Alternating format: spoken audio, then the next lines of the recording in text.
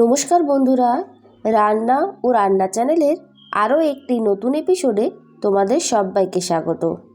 আজকে আবারও একটা জন্মাষ্টমী স্পেশাল রেসিপি নিয়ে চলে এসেছি। অনেকেই আছো যারা জন্মাষ্টমীর দিনে নিরামিষ খাও, তাই আজকে আমি তোমাদের জন্য ডাল আর সবজি দিয়ে একটা নিরামিষ রেসিপি শেয়ার করে নেব, যেটা এই জন্মাষ্টমীতে উপোসের দিন তোমরা অনায়াসেই খেতে পারো। তাই পুরো ভিডিওটা দেখার জন্য তোমাদের কাছে আমার অনুরোধ রইল। আর ভিডিওটা দেখে যদি তোমাদের ভালো লেগে থাকে তাহলে অবশ্যই তোমরা চ্যানেলটিকেও সাবস্ক্রাইব করে নিও। তাহলে চলো দেরি না করে শুরু করে দেওয়া যাক আমার আজকের এই রেসিপি। সবজি দিয়ে ডালটা তৈরি করে নেওয়ার জন্য এখানে আমি বেশ কিছুটা পরিমাণ মটর ডাল 5 ঘন্টা আগে নর্মাল জলে ভিজিয়ে রেখেছিলাম। আর এখানে আমি 100 গ্রাম পরিমাণ ডাল নিয়ে নিয়েছি। এবার ডালটাকে আমি 4 থেকে 5 বার জল দিয়ে ভালোভাবে ধুয়ে নেব। ডাল আমার ধুয়ে নেওয়া হয়ে গেছে। গ্যাসের মধ্যে কড়াইও আমি বসিয়ে দিয়েছি। এবার এই কড়াইতে দিয়ে দেবো ধুয়ে রাখা ডালটা। আর ডাল ভেজানোর জল কিন্তু একদমই ব্যবহার করা যাবে না, তাতে কিন্তু রান্নার টেস্ট একদমই ভালো হয় না। ডালটা দিয়ে দেওয়ার পর এখানে আমি পরিমাণ মতো 3 কাপ জল দিয়ে দিলাম, যেহেতু ডালটা সেদ্ধ হতে একটু বেশি সময় লাগবে। তারপর এই ডালের মধ্যে দিয়ে দিলাম আমি স্বাদ অনুযায়ী নুন, আর দেব পরিমাণ মতো হলুদ গুঁড়ো। নুন আর হলুদ দিয়ে ডালটাকে বেশ ভালো মতো করে সেদ্ধ করে নেব। একটা খুন্তি দিয়ে বেশ ভালোভাবে নাড়াচাড়া করে মিশিয়ে নিলাম। এবার একটা ঢাকা চাপা দিয়ে দেব। প্রথমে আমি গ্যাসের ফ্লেমটাকে হাইতে রেখে ডালটাকে বেশ ভালো মতো করে ফুটিয়ে নেব। তারপর ডালটা ফুটে এলে আমি গ্যাসের ফ্লেমটা লোতে রেখে প্রায় 5 থেকে 10 মিনিটের জন্য এটাকে ফুটতে দেব। ফিরে এলাম 5 মিনিট পর।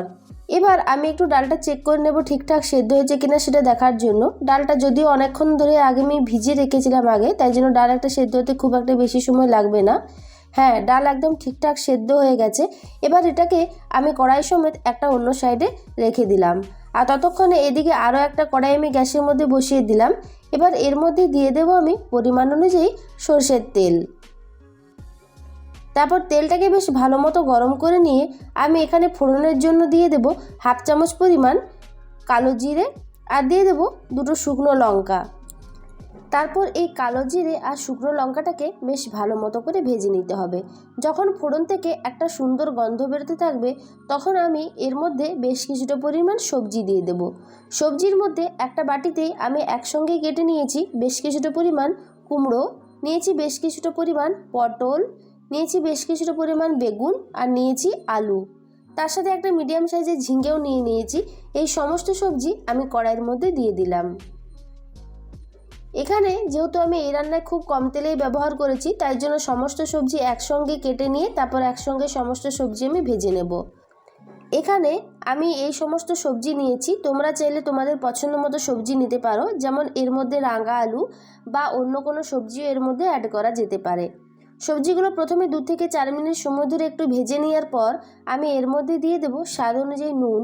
যেহেতু আমি ডালটাও নুন দিয়ে সেদ্ধ করে রেখেছিলাম, তাই নুনটা অবশ্যই বুঝে দিতে হবে। আর দিয়ে দেবো আমি পরিমাণ মতো হলুদ গুঁড়ো। তারপর সমস্ত উপকরণ দিয়ে আরও একবার বেশ ভালো মতো করে সবজিগুলোকে ভাজা ভাজা করে নিতে হবে। এইভাবে যদি প্রথম অবস্থায় সবজিগুলো ভেজে নেওয়া হয়, তাহলে কিন্তু এই ডাল রান্নাটা খেতে খুবই ভালো লাগে। বেশ কিছুক্ষণ সময় ধরে সবজিগুলোকে নাড়াচাড়া করে নুন আর হলুদের সঙ্গে বেশ ভালোভাবে মিশিয়ে দিয়েছি। এবার আমি এর মধ্যে আগে থেকে যে সেদ্ধ করে রাখা ডালটা ছিল সেটা আমি দিয়ে দিলাম।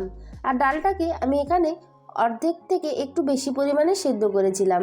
এবার ডালটা দেওয়ার পর সবজির সঙ্গে আরও একবার বেশ ভালোভাবে নাড়াচাড়া করে মিশিয়ে নিচ্ছি। তারপর এখানে দিয়ে দেবো আমি 1 চামচ পরিমাণ চিনি। যেহেতু নিরামিষ রান্না, তাই চিনি দিলে খুব ভালো একটা টেস্ট হয়। দিয়ে দেবো 2টো কাঁচা লঙ্কা। তারপর এটাকে আরও আমি 5 মিনিটের জন্য ঢাকা দিয়ে রাখছি। গ্যাসের ফ্লেমটা লো টু মিডিয়ামে রেখে আমি 5 মিনিট ঢাকা চাপা দিয়ে রেখেছিলাম। আর এই সময় আমি একটু সবজিগুলো দেখে দেবো যে ঠিকঠাক সেদ্ধ হয়েছে কিনা। হ্যাঁ, সমস্ত সবজি আমার ঠিকঠাক সেদ্ধ হয়ে গেছে। আলুটাকে একটু চেক করে নিলাম, আর কুমড়োটাও দেখে নেব। ব্যাস, রান্নাটা আমার প্রায় কমপ্লিট। তবে এখানে আরও আমি একটা শেষে উপকরণ দেব। সমস্ত সবজিগুলো একবার মিশিয়ে নিয়ে এখানে আমি দিয়ে দেব বেশ কিছুটা পরিমাণ ঘি। এখানে আমি হাফ চামচ পরিমাণ ঘি দিয়ে দিলাম, তাতে টেস্টটা খুবই ভালো আসে। তারপর সমস্ত উপকরণ খুন্তি করে আরও একবার বেশ ভালোভাবে মিশিয়ে নিয়ে গ্যাসের ফ্লেমটা বন্ধ করে দেব। তারপর এটাকে 5 থেকে 6 মিনিট স্ট্যান্ডিং টাইমে রেখে গরম গরম সার্ভ করব। তৈরি হয়ে গেল আমার জন্মাষ্টমী স্পেশাল একটা অন্যরকম রেসিপি। আশা করি আজকের এই ভিডিও তোমাদের ভালো লেগেছে। যদি ভালো লেগে থাকে চ্যানেলটিকে অবশ্যই সাবস্ক্রাইব করে নেবে আর বন্ধু বান্ধবের সঙ্গে অবশ্যই শেয়ার করে নেবে। পাশে থাকা বেল নোটিফিকেশনটিও অন করে রাখবে, যাতে প্রত্যেক দিনের নতুন নতুন ভিডিও নোটিফিকেশন তোমাদের কাছে সর্বপ্রথম পৌঁছে যায়। তাহলে ফিরে আসবো অন্য কোনো রেসিপি নিয়ে। ধন্যবাদ।